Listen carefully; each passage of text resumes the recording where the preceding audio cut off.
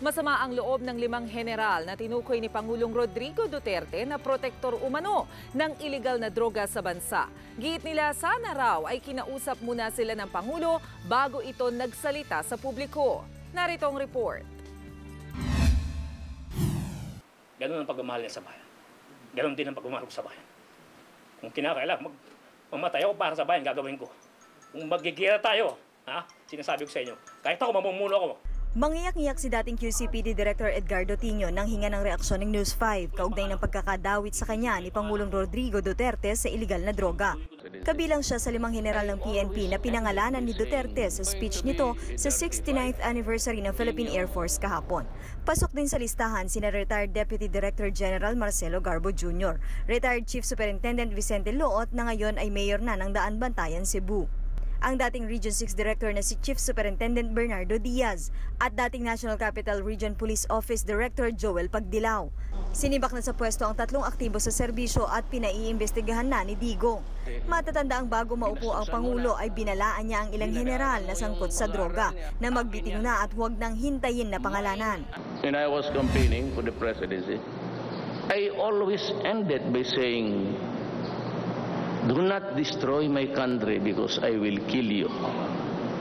Do not destroy the young people of this country because I will kill you." Pero ang ikinasasama ng loob ni Tiño, wala raw due process sa nangyari. Sana po, sir, bago nyo po ginawa yan, pinatawag nyo po kami, ipinalad nyo po yung mga ebidensya laban sa amin, hinarap niyo po kami sa mga nag-aakus sa amin at nakausap namin at nasabi naman po namin yung katatayuan namin kung bakit nangyari yan.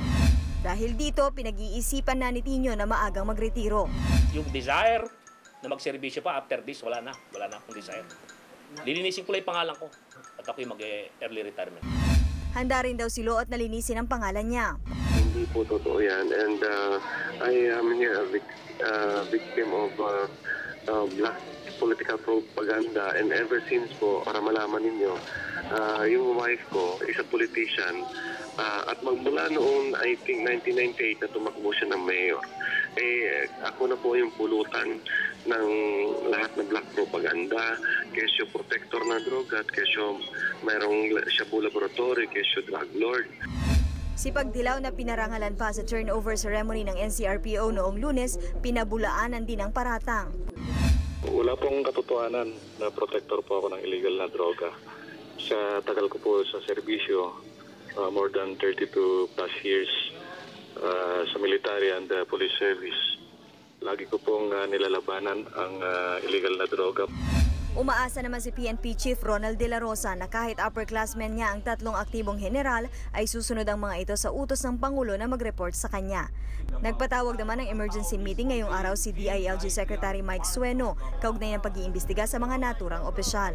Umaaksyon, Franz Noguera, News 5.